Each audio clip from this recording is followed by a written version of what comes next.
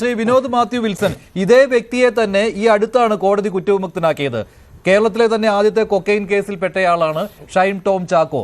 അവിടെ പോലീസിന്റെയും പ്രോസിക്യൂഷന്റെയും ദൗർബല്യം പറഞ്ഞത് ഹൈക്കോടതി തന്നെയാണ്. തെളിവുകൾ ഹാജരാക്കിയില്ല, അതുകൊണ്ട് കോടതിക്കൊന്നും ചെയ്യാൻ കഴിഞ്ഞില്ല. പക്ഷേ ആ തെളിവുകൾ ഹാജരാക്കാത്തതിനെ അത്ര നിഷ്കളങ്കമായി കാണാൻ കഴിയുമോ? ഇന്ന് ജാമ്യമില്ലാ വകുപ്പുകൾ ഒന്നും ചുമത്തിയിട്ടില്ല, ജാമ്യം കിട്ടുന്ന വകുപ്പുകൾ ചുമത്തി അയാളെ പറഞ്ഞു വിടുകയും ചെയ്തു. ഒന്നും കണ്ടെടുത്തിട്ടില്ല എന്നൊക്കെ പോലീസിന് ന്യായമായിട്ട് പറയുവാൻ കഴിയുമായിരിക്കും. പക്ഷേ ഈ ഷൈൻ ടോം ചാക്കോയെ യഥാർത്ഥത്തിൽ പോലീസ് രക്ഷപ്പെടുത്തിക്കൊണ്ടിരിക്കുകയല്ലേ ചെയ്യുന്നത്? അത് മനസ്സിലാക്കാവുന്നതല്ലേ ഉള്ളൂ. തീർച്ചയായിട്ടും ആദ്യം തന്നെ ഈ ഒരു ഡിസ്കഷൻ ഒരു പൊളിറ്റിക്കൽ ഡിസ്കഷൻ അപ്പുറത്തേക്ക് ഒരു അക്കാഡമിക് ഡിസ്കഷനായി മാറുമെന്ന് ഞാൻ കരുതുകയാണ്. കാരണം ഒരുപക്ഷെ ഈ ചാനൽ ചർച്ച കാണുന്ന ഇതുമായി ബന്ധപ്പെട്ട് കാര്യങ്ങൾ ഗ്രഹിക്കാൻ ആഗ്രഹിക്കുന്ന മനുഷ്യർക്ക് ഇത് മനസ്സിലാവണം. എന്താണ് സംഭവിക്കുന്നത്, എന്താണ് പോലീസിന് സംഭവിക്കുന്നത്, എന്താണ് ഷൈൻ ടോം ചാക്കോയ്ക്ക് ജാമ്യം കിട്ടുന്നത് മനസ്സിലാക്കിയിരിക്കണം. നമുക്ക് ഇവിടെ ജോർജ് ജോസഫ് സാർ കുറച്ച് കാര്യങ്ങൾ പറഞ്ഞു, എനിക്ക് അതിനെ ഖണ്ഡിക്കേണ്ടതായിട്ട് ഒരു ബഹുമാനത്തോടുകൂടി ഖണ്ഡിക്കേണ്ടതായിട്ടുണ്ട്. ശ്രീ മഞ്ജുഷ്, ഇവിടെ district anti narcotic special force എന്ന് പറയുന്ന ഡാൻസാഫ് എന്ന് പറയുന്ന ഒരു ഫോഴ്സ് ആണ് ഈ കേസ് എടുക്കാനായിട്ട് ഹോട്ടലിൽ ചെന്നതാണ് ഞാൻ മനസ്സിലാക്കുന്നത്. അവര് ഷൈൻ ടോം ചാക്കോ എവിടെ ഉണ്ടെന്നോ അദ്ദേഹം ലഹരി ഉപയോഗിക്കുന്നെന്നോ അല്ലെങ്കിൽ സജീർ അവിടെ ഉണ്ടോ ലഹരി ഉപയോഗിക്കുന്നു പറഞ്ഞിട്ട് അവർ പോയത്, അവരവിടെ ചെക്കിങ്ങിന് പോയതാണെന്ന് പറയും. ഞാൻ എന്റെ ഒറ്റ ചോദ്യമുള്ളൂ, ഇവർക്ക് ന്യായമായ സംശയം അവിടെ ഉണ്ടെങ്കിൽ എന്തായാലും ഷൈൻ ടോം ചാക്കോയെ തേടിയല്ല പോയത്, സജീറിനെ തേടി പോയതാണെന്നാണ് പറയുന്നത്. എന്റെ ഒറ്റ ചോദ്യമുള്ളൂ, ഒരു കള്ളനെ നമ്മൾ എത്രയോ സിനിമയിൽ കണ്ടിട്ടുണ്ട്, ഒരു കള്ളനെ പിടിക്കാൻ ഒരു കേരള പോലീസിന്റെ പെറ്റി പോലീസ്, ഇതൊരു ഒരു സ്പെഷ്യൽ ഫോഴ്സ് ആണല്ലോ, ഇതിനു വേണ്ടി രൂപീകരിച്ച മിടുക്കന്മാരായ ലഹരി വിരുദ്ധ സ്ക്വാഡിൽ പ്രവർത്തിച്ച ഇതിനോട് താല്പര്യമുള്ള രഹസ്യമായ ഇടപാടുകൾ നടത്തുന്ന രഹസ്യമായ നീക്കങ്ങൾ നടത്തുന്ന വളരെ ട്രെയിൻഡ് ആയ ഒരു ഫോഴ്സ് ആണ്, SP-യുടെ അണ്ടറിലുള്ള ഫോഴ്സ് ആണ്.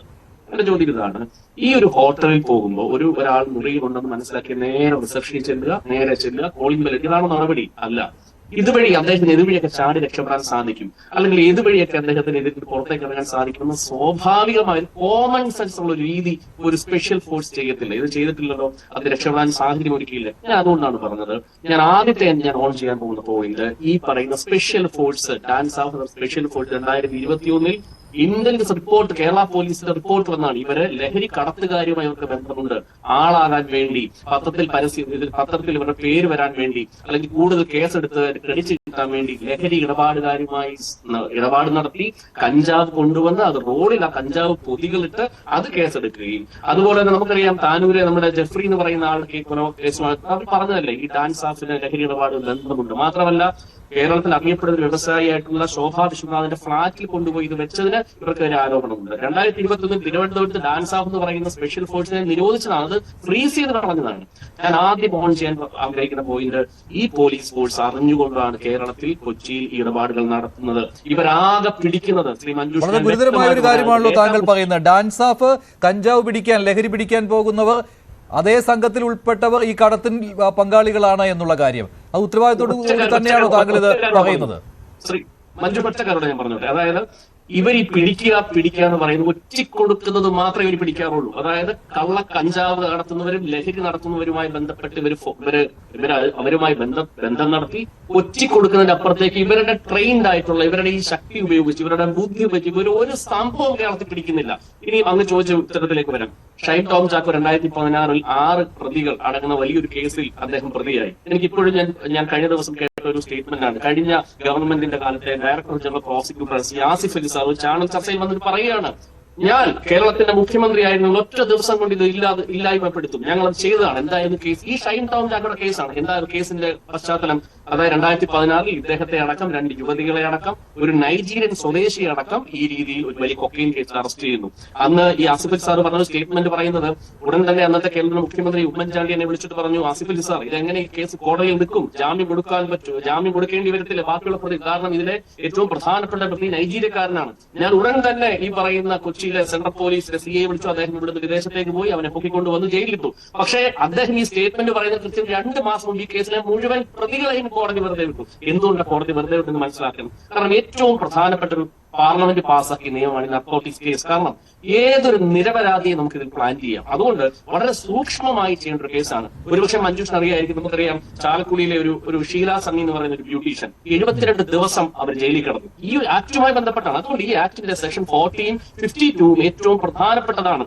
ഒരാളുടെ പക്കൽ നിന്ന് സീസ് ചെയ്യുന്നതടക്കമുള്ള ഏറ്റവും, നമുക്കൊരു കൊലപാതക കേസാണെങ്കിൽ ഇപ്പൊ ഇവിടെ ജോൺ സാർ പറയുന്നത് കേട്ടു, അവിടെ കൊക്കൈൻ സെറ്റിൽ വന്നില്ല, അങ്ങനെ കേസെടുക്കാൻ പറ്റത്തില്ല ഈ പറയുന്ന നർക്കോട്ടിക്സ് കേസ് പ്രകാരം. കാരണം മറ്റ് കേസുകൾ എന്ന് പറഞ്ഞാൽ നമുക്കറിയാം ഒരു ദൃക്സാക്ഷിയുണ്ട്, ദൃക്സാക്ഷി വന്ന് കോടതി പറഞ്ഞു. ഇവിടെ ദൃക്സാക്ഷികളില്ലെന്നേ, ഇവിടെ ഈ ടീം മാത്രമാണ് പ്രധാനപ്പെട്ട സാക്ഷി. അവർ പോകുന്നു, രഹസ്യവിവരം കിട്ടുന്നു, പിടിക്കുന്നു, സീസ് ചെയ്യുന്നു. അപ്പൊ അതിൽ ഏറ്റവും പ്രധാനപ്പെട്ട പ്രൊവിഷൻ എന്താണ്? ഇപ്പൊ എന്റെ വണ്ടിയിൽ നിന്ന്, എന്റെ റൂമിൽ നിന്ന് ഒരു കൊക്കൈനോ അല്ലെങ്കിൽ കഞ്ചാവോ പിടിക്കുന്ന സമയത്ത് ഒരു ഗസറ്റഡ് ഓഫീസറുടെ പ്രാധാന്യം, ഒരു പ്രസൻസ് അവിടെ ഉണ്ടാവണം.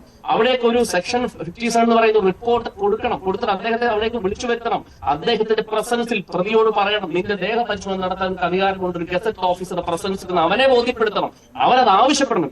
ഇങ്ങനെയുള്ള ഏറ്റവും പ്രധാനപ്പെട്ട നിയമത്തിൽ ഉണ്ടാക്കി വെച്ചിരിക്കുന്ന ഒരു നിയമ സംവിധാനമാണ് നർക്കോട്ടിക്സ്. ഇതൊന്നും പാലിച്ചില്ല എന്ന് കണ്ടാണ് ഷൈൻ ടോം ചാക്കോയുടെ കേസ് വെറുതെ വിട്ടത്. അല്ല, ഷൈൻ ടോം ചാക്കോയുടെ കേസിൽ നർക്കോട്ടിക്സ് ഇടപാട് നടന്നില്ല എന്ന് കണ്ടതല്ല. യാതൊരു തരത്തിലുള്ള പ്രൊസീജിയറും, ഈ പറയുന്ന മാൻഡേറ്ററി പ്രൊസീജിയറും പാലിച്ചില്ല. ഏറ്റവും ടെക്നിക്കലായ ലോ ആണ് നർക്കോട്ടിക്സ് കേസ് എന്ന് പറയുന്നത്. കാരണം ഏതൊരാളെയും ഇതിൽ പ്രതിയാക്കാം. നമ്മൾ നാളെ കാറിൽ പോകുമ്പോൾ നമ്മുടെ കാറ് കുട്ടിക്കാവസ്ഥ നടത്തി അതിലൊരു നർക്കോട്ടിക്സ് കേസ് വെച്ച് പോലീസ് വന്ന് നമ്മൾ പ്രതിയാവും. അപ്പൊ അത്തരം കാര്യങ്ങൾ വളരെ സൂക്ഷ്മമായി ചെയ്യേണ്ടത് ചെയ്തില്ല എന്ന് കണ്ടാണ് ആസിഫ് അലി സാർ നേതൃത്വം നൽകിയ ഒരു കേസ് വെറുതെ വിട്ടതെങ്കിൽ എന്റെ ചോദ്യം ഇതാണ്: കേരളത്തിലെ സാധാരണ പോലീസുകാർ, ഒരു വിവരവുമില്ലാത്ത, ഇതുമായി ബന്ധപ്പെട്ട ഒരു പഠനവുമില്ലാത്ത, ഇതുമായി ബന്ധപ്പെട്ട ഒരു ടെക്നിക്കൽ അവയർനെസ്സും ഇല്ലാത്ത സാധാരണ പോലീസുകാരുടെ കേസുകൾ മുഴുവൻ വെറുതെ വിടും. ഇവിടെ ജോൺ ജോസഫ് പറഞ്ഞുകൊണ്ട് ബഹുമാനവും കണ്ടിക്കട്ടെ സാറേ, ഇവിടെ പോലീസിന് വേണമെങ്കിൽ ഈ അവിടെ കൊക്കയും കൊടുത്തു സൂത്രവാക്യത്തിന്റെ സെറ്റിൽ അതുകൊണ്ട് ഇവിടെ കേസെടുക്കാം. പക്ഷെ ഈ കേസ് കോടതി വരുമ്പോൾ പൊട്ടി തകർന്നു പോകുന്നത് സാറിനെ പോലെ ഇത്തരത്തിൽ നിയമത്തെ, ഒരുപക്ഷെ അങ്ങനെ നിയമം അറിയത്തില്ലെന്ന് ഞാൻ പറയത്തില്ല, പക്ഷേ ജനങ്ങളുടെ കണ്ണിൽ പൊടിയിടാൻ, സുഖിപ്പിക്കാൻ വേണ്ടി കേസെടുക്കുന്നതിന്റെ ഭാഗമാണ് ഇവിടെയും സംഭവിച്ചിരിക്കുന്നതാണ്. എന്താണ്?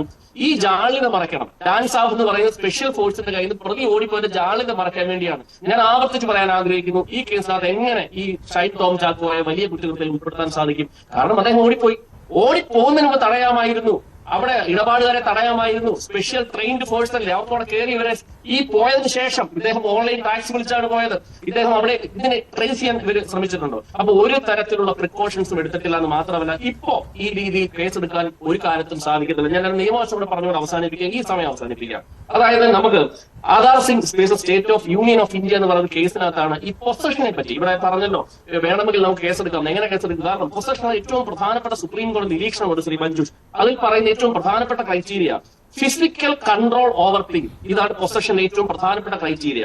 രണ്ടാമത്തത്, physical control over a thing alone is not a possession unless within intention to handle it. രണ്ടാമത്തെ കാര്യമാണ്. മൂന്നാമത്തത്, ഇറ്റ് മസ്റ്റ് ബി വിസിബിൾ. ഇത് മൂന്നും ഉണ്ടെങ്കിലേ പൊസഷനിൽ കേസ് എടുക്കാൻ പറ്റുള്ളൂ. ഉപയോഗിച്ചതിന് കേസ് എടുത്തിട്ടുണ്ടല്ലോ. പിന്നെ സെക്ഷൻ 29 പറ്റി അദ്ദേഹം പറഞ്ഞു. 29 എങ്ങനെ ഇതിനകത്ത് കൊണ്ടുവരും? കാരണം സെക്ഷൻ 29 എന്ന് പറയുന്നത് ക്രിമിനൽ കോൺസ്പിറൻസി നടന്നു. ഇപ്പൊ സജീറിന് 20,000 രൂപ വാങ്ങിച്ചത് പോലീസ് കണ്ടെടുത്തു. പോലീസ് സിനിമാക്കാരനല്ലേ, അദ്ദേഹത്തിന് പറഞ്ഞൂടെ? ഇപ്പൊ ഞാൻ നാളെ കേരളത്തിൽ ഒരു സ്ഥലത്തോട് നടന്നു പോകുന്ന സമയത്ത് എന്റെ ഗൂഗിൾ പേ അക്കൗണ്ട് വഴി എനിക്കൊരാൾ ഇടപാട് നടത്താം. അദ്ദേഹത്തിന് എന്റെ കയ്യിൽ ക്യാഷ് ഇല്ല, ഞാൻ അയാൾക്ക് പറയാം 1000 രൂപ അയച്ചു തരാൻ. അദ്ദേഹം നർക്കോട്ടിക്സ് ഡ്രഗ്സുമായി ബിസിനസ് ചെയ്യുന്നതാണ് അറിയാൻ പറ്റത്തില്ല. അപ്പം കേസ് ചുമ്മാ എടുത്താൽ പോരാ ജോൺ സാർ. കേസ് എടുത്തിട്ട് കാര്യമില്ല. കേസ് കോടതി നിൽക്കാനുള്ള ശേഷി ഉണ്ടാവണം, സ്റ്റാൻഡ് ചെയ്യണം, പ്രോസിക്യൂഷൻ ജയിക്കണം. അതിന് വേണമെങ്കിൽ നിയമം അറിയാവുന്ന കേസ് എടുക്കണം. അതുകൊണ്ട് ഞാൻ ഒരിക്കൽ കൂടി ആവർത്തിച്ച് പറയുന്നു, കേരളത്തിലെ എക്സൈസിന്, പോലീസിന് ഈ നർക്കോട്ടിക് കേസ് എടുക്കുന്നതിനകത്ത് ഒരു ധാരണയും ഇപ്പോഴും ഇല്ല. ഇവർ പഠിക്കാറില്ല, ഇവർക്ക് ട്രെയിനിങ് ഇല്ല, ഇവർക്കൊരു കുന്തവും ഇല്ല. അങ്ങനെ കേരളത്തിലെ ജനങ്ങളുടെ കണ്ണിൽ പൊടിയിടാൻ വേണ്ടി കേസ് എടുക്കുന്നതുകൊണ്ടാണ് നർക്കോട്ടിക് കേസിലെ പ്രതികളൊക്കെ ഈ പറയുന്ന യഥേഷ്ടം കേസിൽ ബെയിൽ കിട്ടി പുറത്തു വരുന്നത്.